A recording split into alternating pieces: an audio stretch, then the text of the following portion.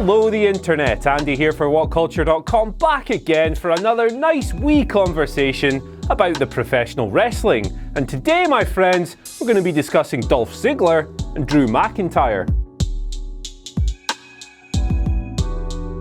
These two fellas have been buddying up on Raw for a while now. It started on Raw's Superstar Shake-Up episode when Dolph came over from SmackDown, and Drew, who was last seen in NXT last year, debuted alongside him. They've been palling around ever since, scoring victories over Titus Worldwide, Heath Slater and Rhino, and most recently, Finn Balor and Braun Strowman. Now, given how shallow the Raw tag division is, a push is almost guaranteed, and they'll probably be in the title hunt before long.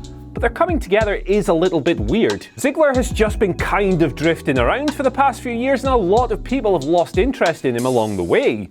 It's not his fault, of course, but it's hard to stay invested in a guy when he's presented as a loser for so long, like Dolph has. Ziggler and McIntyre had no prior affiliation, but it's working pretty well so far. They've got decent chemistry, and when they're being on jobber tag teams, they come off extremely well.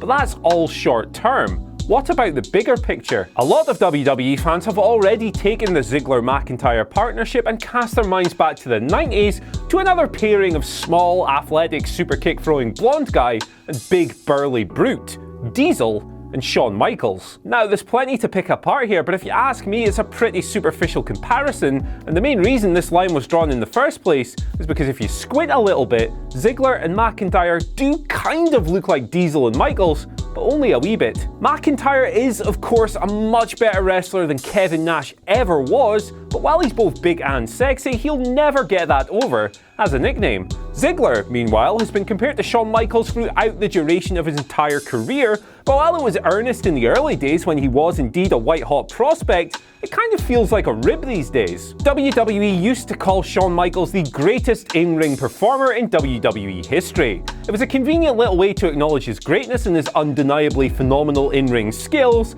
while conveniently skirting around the fact that he was never quite a top-level draw. Another rib. Now go back another couple of months. Remember that ring entrance imitation gimmick Ziggler was working on SmackDown? Well, during this time, WWE scripted him to be referred to, again, as the greatest in-ring performer in WWE history, just like Michaels. So that's a rib within a rib within a rib. So Ziggler is currently living in ribception, but what about McIntyre? Well, his prospects look a lot brighter. It's likely that WWE think they can use Ziggler, like Michaels, to slingshot McIntyre up the card, a la Diesel, and hope that he can go on to have a successful main event run, the kind of which eluded him during his first spell with the company. Diesel's career really took off after Survivor Series 94 when HBK accidentally blasted him with a super kick. But if the plan is to turn McIntyre into a top-level star, WWE will be hoping the plan goes a lot smoother than it did with Big Daddy Cool. Kevin Nash has been called overrated so many times that he's probably a little bit underrated now,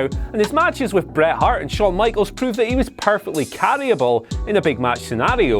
Let's be honest though, and the big man would probably admit this himself, he got over by doing as little as possible. On top of this, he was a rank failure as a top guy and a complete bust as a drawing WWE champion, posting miserable buy rates for Survivor Series, SummerSlam and WrestleMania during his year on top. As for Ziggler, well, it's hard to see him ever reaching anything close to his old level again. It's not his fault and he's still a good performer, it's just really hard to care about the guy after all the shit the company have put him through over the past few years. Ziggler is now 37 years old, and while he does have blonde hair, throws a lot of super kicks and bumps like a maniac, at this stage in his career, that's about where the Michaels comparisons end. He's not getting another main event push whether we like it or not. McIntyre is definitely the one who stands to benefit the most here. He's added loads to his repertoire over the years and he probably deserves a big push after his farce of a last WWE run, but does he really have what it takes to be a top guy?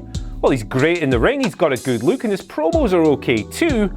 I guess time will tell us if he has the intangibles. So there's your roadmap for Ziggler and McIntyre. Expect 6 to 12 months of them teaming before WWE pull the split and give Drew a big almighty push. But hey, don't just take my word for it, let us know what you think of this down in the comment section below, whether you agree or disagree. Get with the fantasy booking. While you're down there, don't forget to like, share and subscribe, and as always, I've been Andy for What Culture Wrestling, and I'll see you later. Hey guys, thanks for watching the video. Don't forget to subscribe below, and if you're looking for more content like this, then try a few things that are floating about around my ears. Might be fun.